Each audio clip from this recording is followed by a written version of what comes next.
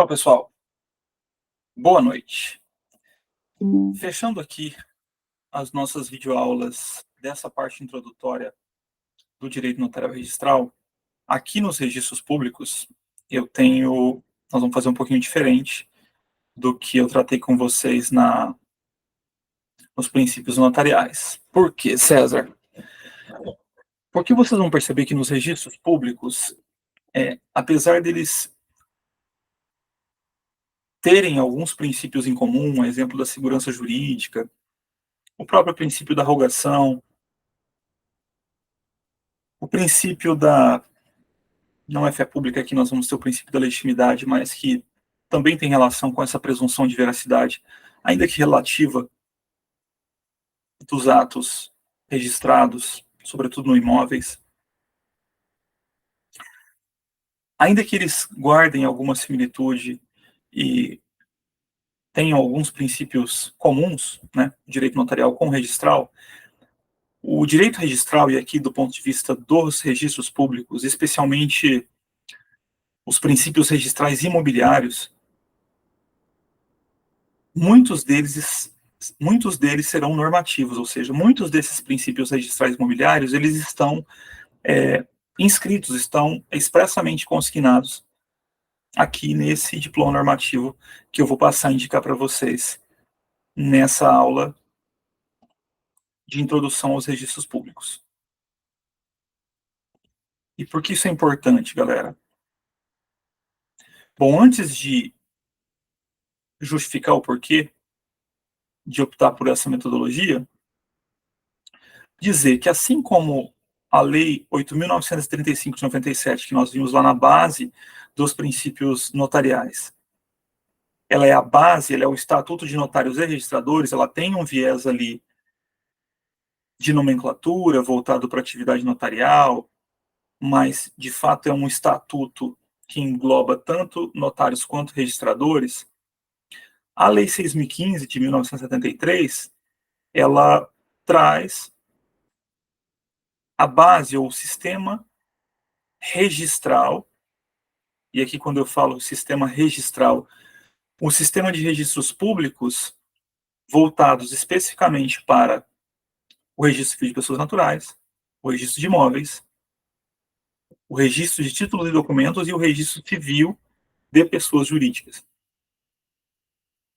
Ela, dentro do seu bojo normativo, vai trazer regras gerais no que diz respeito à natureza técnica e também administrativa desses registros, garantias amplas ou finalidades em sentido amplo, também no espectro de segurança jurídica, de eficácia, de atos e negócios, mas depois ela vai ser capitulada em especialidades e vai trazer regras específicas de escrituração, de ordem de serviços, de deveres, de atos de escrituração típicos e específicos dessas áreas que eu acabei de mencionar: civil de pessoas naturais e jurídicas, títulos e documentos, registro de imóveis e civil de pessoas naturais.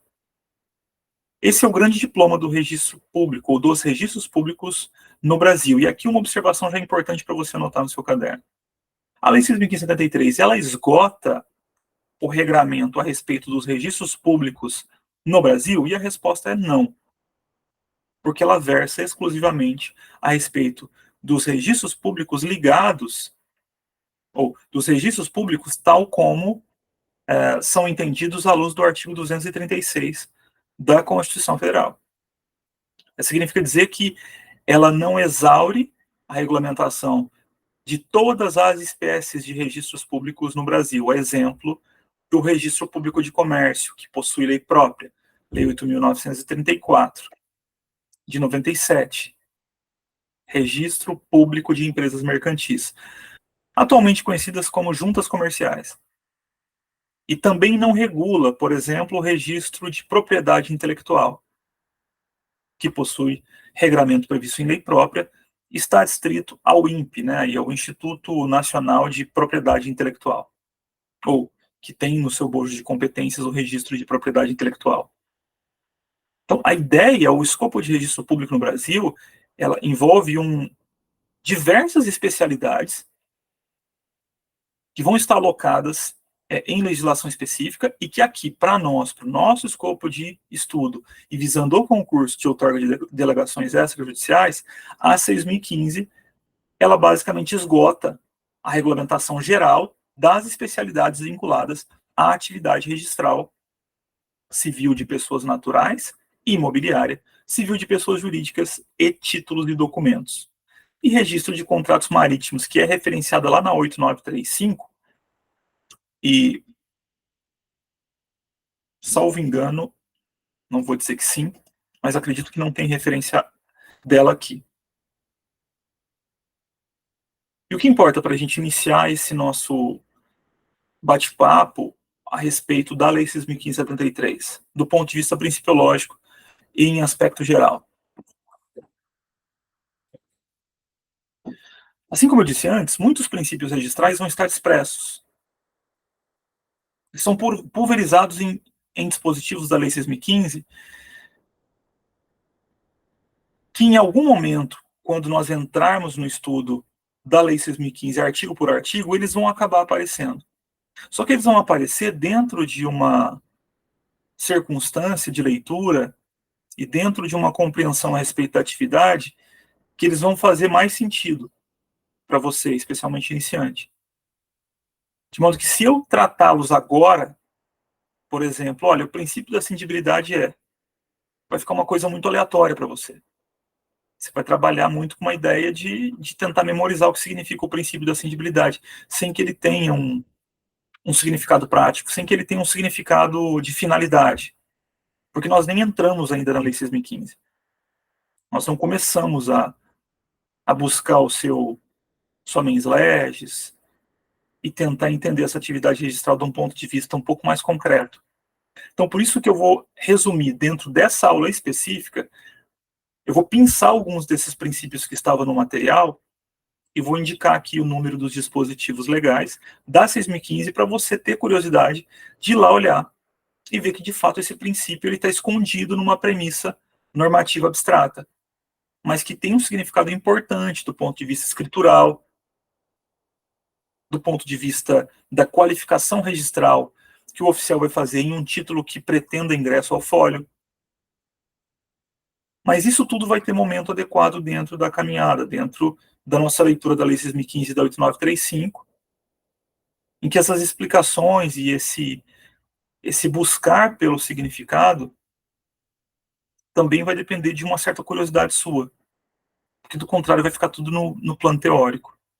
E esse talvez seja o principal desafio para quem não está dentro da atividade, ou seja, que não tem vivência com a atividade notarial registral, conseguir enxergar todos os planos de aplicação, as bases teóricas e jurídicas que dão fundamento e que legitimam certas práticas, e fazer com que isso se consolide do ponto de vista aí de uma avaliação de prova. Beleza, pessoal? Então vamos lá aqui, ó. Como um primeiro princípio, então eles vão conjugar muitos princípios, eu não vou tratar de segurança jurídica, nem de princípio da legalidade, nem de publicidade, porque em premissas gerais, esses princípios, eles meio que se encontram, eles têm toques em comum. A publicidade, no aspecto registral, também vai se dar por meio de certidões, a partir de uma rogação do usuário ou do interessado. Essa publicidade é indireta, porque não se franqueia acesso aos livros do registro, seja ele do civil de pessoas naturais, imóveis, enfim. O que o oficial faz é expedir uma certidão reproduzindo o conteúdo que se encontra acervado em seus livros. Porém, aqui há uma exceção e há um aspecto interessante de nós observarmos que no registros públicos, especialmente no registro de imóveis, você vai ter, em algum momento, uma mitigação, uma exceção a essa regra da certidão como sendo um instrumento de publicidade. Que exceção é essa? Ela está prevista na Lei 6766 de 79, a Lei de Parcelamento do Solo Urbano, que vai prever, salvo engano, há uma previsão também na 6.015, que o oficial de imóveis, ele, ao ser provocado por uma parte interessada, ele deve franquear acesso aos projetos e a documentação relativa ao registro de um loteamento em seu cartório. Então, a parte ou o interessado poderá, sim, ter acesso direto a um documento que está ali arquivado dentro dos classificadores, dentro do acervo registral imobiliário. Então, a doutrina vai falar que esse é um aspecto excepcional, a publicidade indireta, na medida em que esse usuário, de certa forma, vai poder manusear um documento que compõe o acervo registral imobiliário, numa ideia de publicidade, de acesso ao conteúdo dessa documentação que, apesar de não ser o registro propriamente dito, é uma documentação utilizada pelo oficial para instruir e legitimar o ato que ele praticou na matrícula do imóvel quando ele registrou esse loteamento. Há quem defenda também no âmbito do RCPN que há uma mitigação a essa publicidade indireta quando a lei autoriza o acesso aos editais de proclamas do casamento. É novamente na mesma ideia que não vai ser expedida uma certidão, mas que o acesso se dá por meio da visualização no átrio do cartório, da fixação desses editais, que depois vão passar a compor esses editais que são afixados, ou que eram afixados, né, que depois da alteração da Lei 14.382 passa a ser feito mediante publicação eletrônica. Mas anteriormente eles eram afixados no ato do cartório. E essa publicidade se dava de maneira direta, ostensiva. Também numa ideia de exceção a essa publicidade indireta por meio das certidões. Muitos princípios vão se tocar e nós vamos caminhar e vamos acabar chegando a eles quando estivermos dentro da leitura e dentro do caminhar nesses dois grandes diplomas normativos. Então eu pensei para vocês aqui 4 princípios que constam do material e que eu vou estar indicando. O primeiro deles é o princípio da rogação, que, como nós vimos, também é um princípio notarial, mas que aqui no registro público ele consta expressamente do artigo 13 da Lei 6.015, também conhecida como LRP, quando você vê essa sigla aqui, Lei de Registros Públicos, uma siglazinha que, de repente, nós vamos utilizar de vez em quando para se referir à Lei 6.015 de 73. Salvo as averbações e as anotações e averbações obrigatórias, os atos de registro, e aqui ele está falando de atos de registro em sentido estrito, serão praticados por ordem judicial, requerimento verbal ou escrito dos interessados, e nós vamos ver que em algumas hipóteses depois, essa rogação no registro, especialmente no registro de imóveis, nós teremos casos de uma previsão de rogação ou de demanda ou de provocação formal específica que deve atender a requisitos, ou seja, em algumas hipóteses eu vou ter uma necessidade de requerimento escrito, inclusive com firma reconhecida, a fim de que o ato registral pretendido possa ser legitimamente praticado pelo oficial, e por fim, a requerimento do Ministério Público quando a lei assim autorizar. Então isso nos faz concluir que a rogação do ponto de vista registral por expressa disposição da Lei 6.015, ela se corporifica em 3 hipóteses legais. E não se restringe absolutamente a uma provocação do interessado. Não que isso mude muito o contexto da rogação, enquanto um pressuposto necessário para que o oficial pratique o ato tal como é para o tabelião. Ora, eles estão inertes a princípio e demandam provocação para que pratiquem ato B, C, lavra, escritura A, X, Y. Mas aqui na Lei 6.015 nós tivemos um tratamento normativo diferente. E lembrando que no caso do princípio notarial, nós não temos uma previsão expressa, tal como temos aqui nos registros públicos. Na verdade, nós vamos extrair essa ideia de necessidade de uma rogação notarial a partir do que Código Civil, do que é a própria atividade notarial em essência, né, que é o exercício de uma função pública, de atos relacionados a interesses particulares, que demandam uma autenticação de cópia, um reconhecimento de firma ou uma lavratura de escritura de transferência de propriedade imobiliária, por exemplo, e que, a rigor, não vão ser praticados apenas a bel prazer ou por interesse do tabelião. Carecem de uma provocação do interessado, que é quem, inclusive, vai arcar com o pagamento dos emolumentos relacionados a esse ato. Mas aqui na 6.015, para o viés de prova objetiva, é aqui onde nós podemos ter algum barulho. Essas alternativas podem trazer No âmbito dos registros públicos, ordem judicial, requerimento verbal ou escrito. Requerimento verbal, nunca escrito. O requerimento será sempre verbal. Não, está errado. E Ministério Público, quando a lei autorizar. Isso é o que está expressamente constando aqui da lei. O princípio da rogação nos registros públicos. Parágrafo 1º, o registro de firma nas comunicações ao registro civil pode ser exigido pelo respectivo oficial, mas a gente vai ver que vai ter uma série de mitigações. Quando a assinatura é feita diretamente ali perante o oficial, também isso acaba caindo. Emancipação concedida por sentença judicial será anotada a dispensa do interessado. Uma questão aqui de pagamento de emolumentos. Mas percebam, aqui o destaque para o 13, na rogação, fica por conta dos salvos, anotações e averbações obrigatórias. Por que salvo? Porque nessas hipóteses eu não necessito da rogação. Ou seja, como regra, o oficial não vai atuar de ofício no âmbito do exercício da atividade registral. Absolutamente? Não. Há hipóteses em que atos de anotação no RCPN, nós vamos ver depois, anotações remissivas de circunstâncias que dão ensejo a registros, por si só, impulsionam, ou também por expressa disposição legal, fazem com que ele não aguarde nenhum tipo de provocação e já a partir do registro de um ato promova uma anotação remissiva do ato que lavrou aqui, por exemplo, no divórcio, a averbação de um divórcio, no assento de casamento, ele vai promover uma anotação remissiva lá no assento de nascimento dessa pessoa, que possivelmente recebeu uma anotação remissiva quando do casamento da mesma.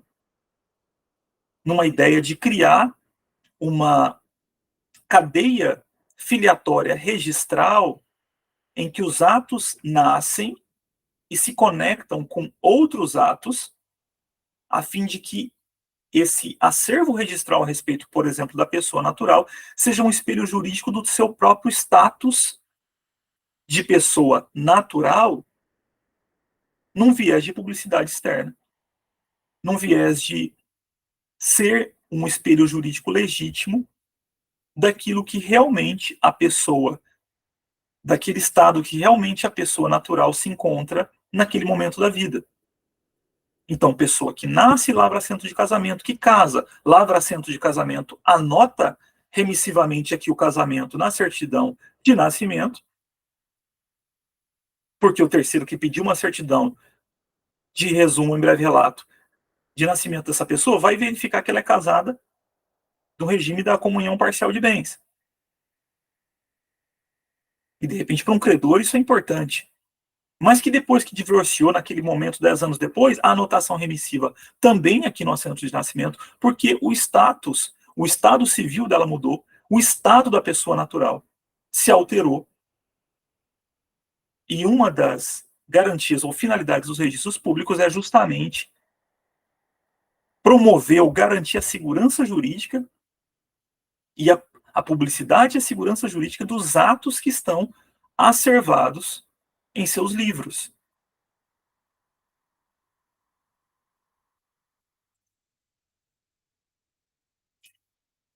Como segundo princípio, vocês perceberam pelo material e percebam, já fui para o 176. Percebem o que eu estou dizendo a respeito da pulverização desses princípios? Então, no âmbito específico do registro de imóveis, então aqui, livro 2, registro geral, será destinado à matrícula dos imóveis. A matrícula dos imóveis. O que é a matrícula? Nós vamos ver ainda. Percebe?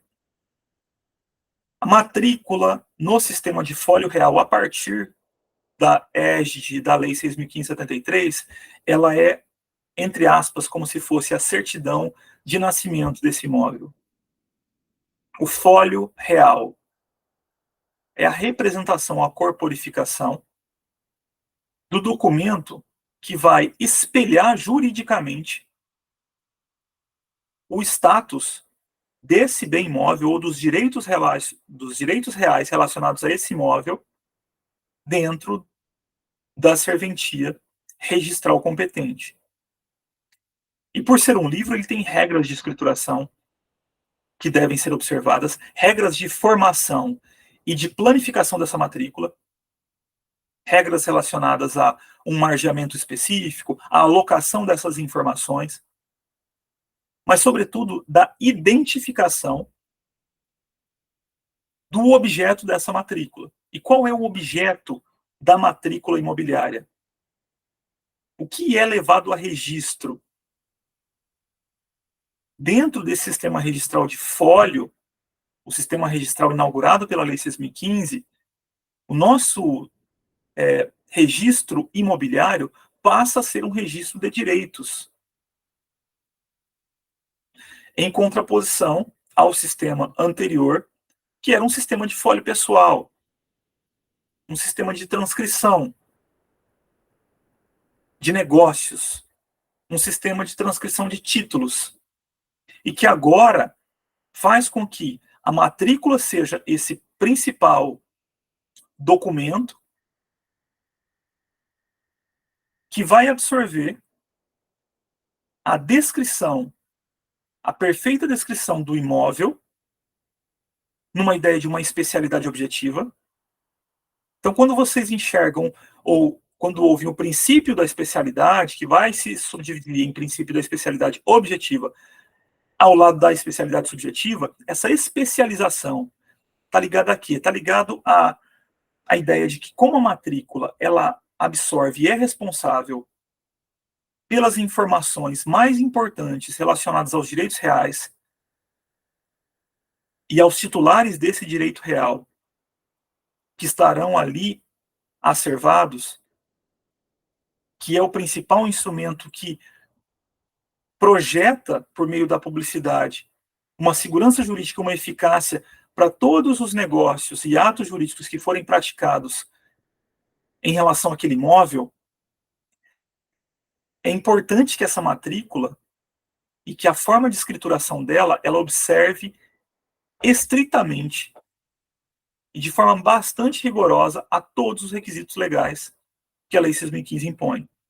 E dentre eles, nós temos esse princípio normativo que se encontra aí no artigo 176, que vai definir, ou que obriga, e aqui num caráter de norma de ordem pública, que tanto o imóvel quanto os titulares de direitos reais sobre aquele imóvel devem ser especializados na matrícula.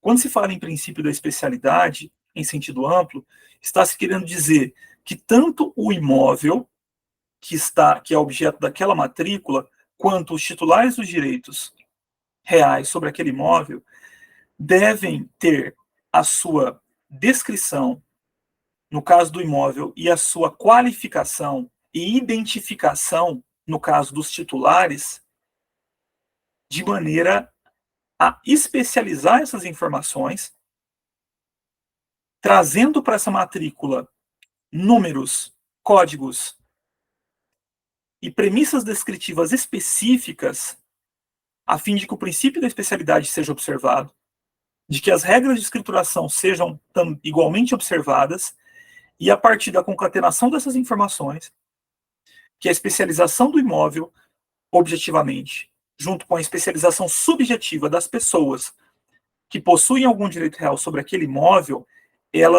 essas informações todas juntas promovam essa publicidade jurídica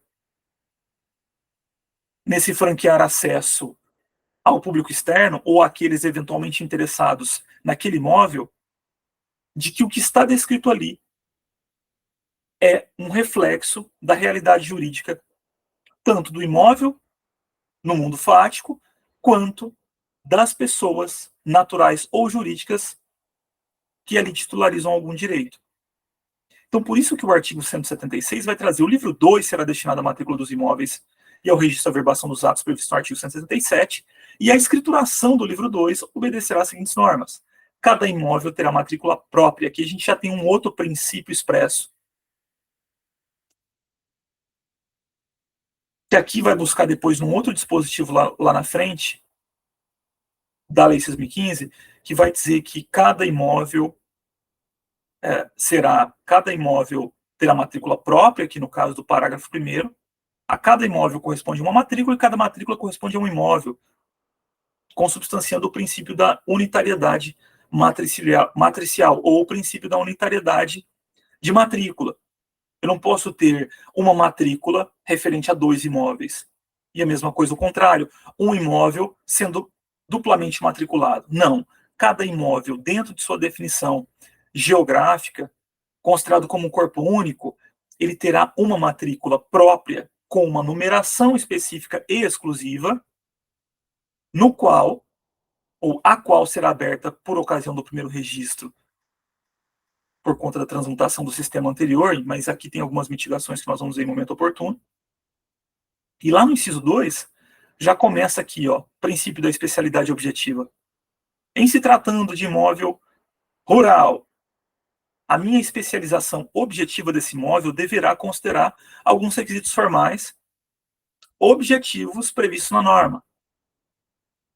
Esse imóvel rural pode ser descrito de qualquer forma? Não. Ele deve observar que, em se tratando de imóvel rural, na descrição, no corpo da descrição, código do imóvel, dados constantes do CCIR, da denominação Fazenda Santa Lúcia, Sítio São José, e de suas características, confrontações, localização e área, 20 alqueires, 30 alqueires. Percebam como a especialização aqui objetiva do imóvel rural é bastante rigorosa, justamente por conta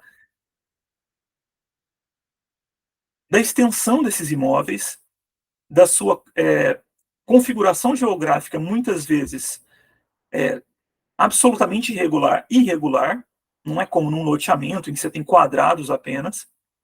Então, o legislador se preocupando em trazer uma efetiva especialização objetiva para o imóvel rural, que deverá ser observada pelo oficial. Em contraponto, por exemplo, aqui ao imóvel urbano, que na especialização objetiva, características e confrontações, localização, área, logradouro e número. E sua designação cadastral, se houver designação cadastral, o número do cadastro imobiliário frente à prefeitura. Se houver, também. Por quê? Porque identifica, porque caracteriza, porque a ideia é torná-lo aqui, é tornar esse imóvel, a partir de uma descrição bastante pormenorizada, único do ponto de vista registral imobiliário, a fim de que ele não se confunda com outro imóvel, para que isso não gere insegurança. Então, podemos concluir que toda a ideia do princípio da especialização, seja na sua faceta subjetiva, seja na sua faceta objetiva, eles têm por escopo exatamente reforçar a atribuição do registro de imóveis, aqui no caso, como sendo esse bastião ou esse guardião da segurança jurídica em relação aos atos e negócios que estão registrados em seus livros. A preocupação com uma caracterização e individualização do imóvel de maneira tão cirúrgica, ela por si só, ela já advoga a favor, ela caminha ao encontro de uma ideia de afastamento de dúvidas, de inseguranças a respeito de um determinado negócio jurídico. Será que era esse imóvel mesmo? Olha, não tem como, porque cada imóvel tem uma matrícula, cada matrícula tem um número, e para além disso, esses imóveis estão pormenorizadamente identificados a partir de elementos formais específicos. Tudo isso a fim de que não haja nenhuma confusão e nenhum traço de insegurança no que diz respeito aos direitos que estão registrados, bem como a transmutação a transmutação real desses direitos quando do ingresso dos títulos para registro, da compra e venda, da ação em pagamento, de uma alienação fiduciária, enfim. Beleza? Por fim, separei, não foram esses princípios registrais específicos que constaram do material, e aqui eu vou comentar mais alguns deles. Então, instância e rogação a gente já falou, especialidade no sua faceta subjetiva e objetiva. O princípio da cindibilidade eu não vou tocar agora, porque ele é um princípio que vai envolver um conhecimento do registrar imobiliário um pouco mais profundo, eu não quero confundi-los já no início. O princípio da prioridade está relacionado com a ideia de que os títulos que são prenotados no registro de imóveis, quando, por exemplo, uma escritura de compra e venda é lavrada e você leva ao cartório de registro de imóveis para que ela seja registrada, no bojo da Lei 6.015, nós vamos ter que há um livro de protocolo e que quando esse título é protocolado, ele recebe um número de ordem. E esse número de ordem define, à luz do significado do princípio da prioridade, a sua preferência de acesso ao folho real, quando, por exemplo, eu tenho um segundo título relacionado ao mesmo imóvel que ingressa depois. Então, o princípio da prioridade registral está relacionado com uma ordem ou uma fila de precedência que é estabelecida a partir do número de inscrição ou do número de protocolo, do número de ordem de protocolo que cada título recebe em ordem cronológica a partir da sua apresentação no registro de imóveis.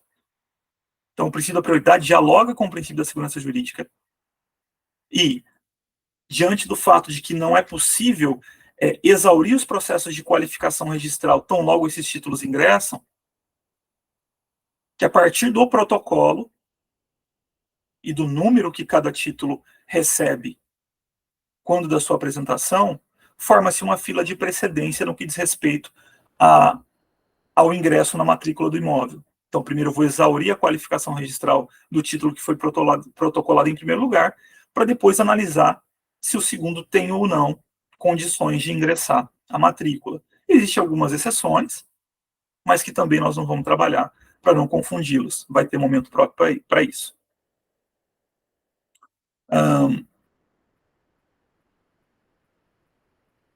Publicidade já falamos, presunção de fé pública e fé pública registral. Isso é um aspecto que também a gente vai ter um momento certo para trabalhar. Princípio da concentração dos atos, né, e das informações da matrícula na ideia do sistema de folho real, em que se concentra todas as informações relativas ao imóvel, titulares, especialização subjetiva, descrição do imóvel, ônus reais, uma hipoteca, uma indisponibilidade contra o titular daquele imóvel, ou uma indisponibilidade específica deste imóvel em decorrência de uma ordem judicial, concentração dos atos, a verba que divorciou, a verba que o titular, que era casado quando adquiriu o imóvel, agora divorciou, e esse imóvel, na partilha, ficou exclusivamente para a cônjuge virago, a verba notícia, especialização subjetiva, a verba em disponibilidade, a verba ao cancelamento da indisponibilidade porque o cara pagou a dívida. Então, numa ideia de concentração de todos os atos e todas as informações relevantes a respeito do imóvel e dos titulares de direitos reais sobre ele, a fim de que, por homenagem à segurança jurídica e, sobretudo, em função da publicidade, que também é garantida pelo registro de imóveis, que eventuais interessados, quando, por exemplo, peçam uma certidão de interoteor a respeito desse imóvel específico, ele consiga, a partir das informações que estão concentradas na matrícula desse imóvel, verificar e fazer um juízo de valor, e aqui, abrindo parênteses para quem é advogado, ou para quem está vindo da advocacia, o próprio due diligence, em que você faz um juízo de valor, um exame a respeito do status daquele imóvel e do seu titular, para dar ao seu cliente um parecer, uma opinião a respeito da viabilidade jurídica e da segurança na aquisição desse imóvel, esse tipo de acautelamento por parte do advogado somente é possível a partir de uma ideia de concentração de informações dos próprios atos translatícios e de gravames reais sobre esse imóvel, que devem estar concentrados. A rigor, no livro 2, com atos de registro e averbação, mas que sabemos também que podem ser objeto de registro ou de transcrição no livro 3, que é um outro livro para uma outra finalidade do registro de imóveis. Então, nessa ideia, concentra-se a informação a fim de dar segurança jurídica e proteger eventuais terceiros que, porventura, tenham interesse naquele imóvel. Aqui, coloca um asterisco no seu caderno, depois olhem a Lei 13.097, salvo engano, de 2018, salvo engano, o artigo 54, parágrafos 1º e 2º.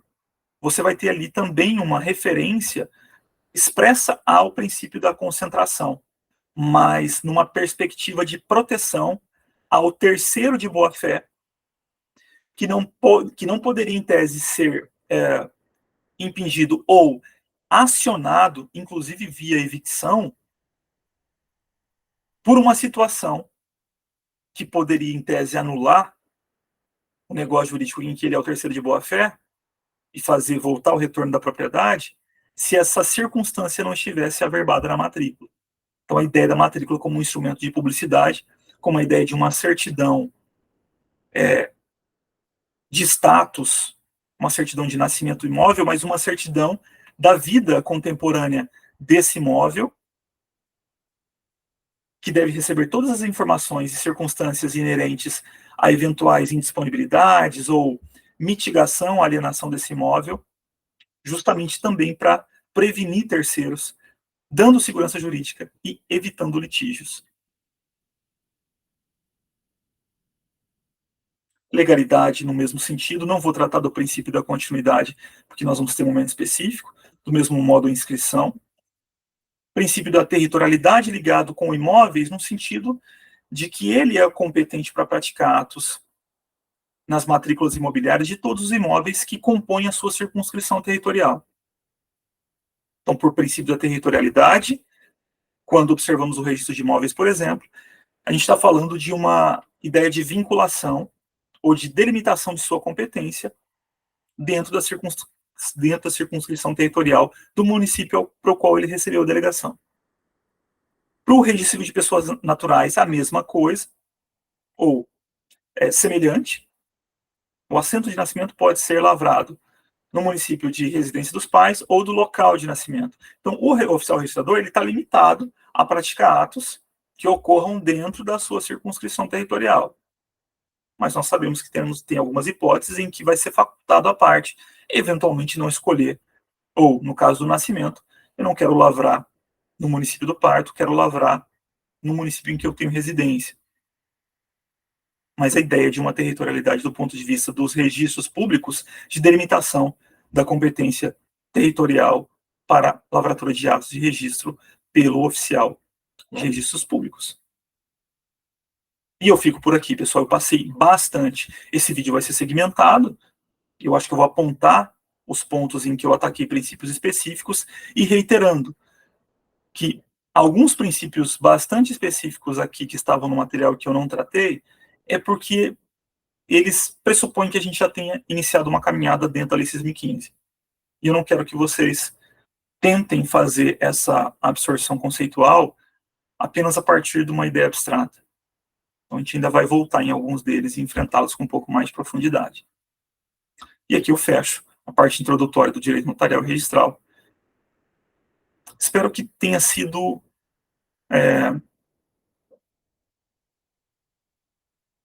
construtivo, que tenha servido para dar algum significado. Algo a mais, além daquilo que estava no material. Percebi que alguns princípios estavam bem resumidos, né, porque é aquilo, a gente também fica limitado. Não pode colocar muita coisa, senão o material fica muito grande. Mas a ideia é que as pílulas sirvam para esclarecimentos, que essas mini-aulas sirvam para que eu consiga trazer significados, concretude, para aquilo que você, de repente, analisou pelo abstrato, pela leitura passiva, pela leitura da lei seca. Tão imperioso que, sabe, tira um tempinho, fechou ali um simulado, um Forms, são 2 só que nós vamos fazer, né, Meta 1 e Meta 2. Deixa tuas impressões no final, porque para BV, para mim, é importante de entender, se não estiver agregando, dentro da perspectiva do que a gente está imaginando, essas mini-aulas aqui, essas pílulas, às vezes vale a pena a gente verter tempo para outra coisa. Material, encontro ao vivo, não sei, tá? Preciso que vocês deem essa contrapartida. Essas 2 metas são gratuitas, mas lembra que eu pedi lá no lançamento, né, na apresentação. Vocês têm sim uma contrapartida. Me dá o feedback, me dá o retorno, se está sendo proveitoso ou não. Não é elogio, pessoal. É sinceridade. Se de fato, olha, está diferente de algo que você já viu. Porque, do contrário, você está ocupando seu tempo com algo que não precisava estar ocupando. Beleza? Nos vemos na próxima.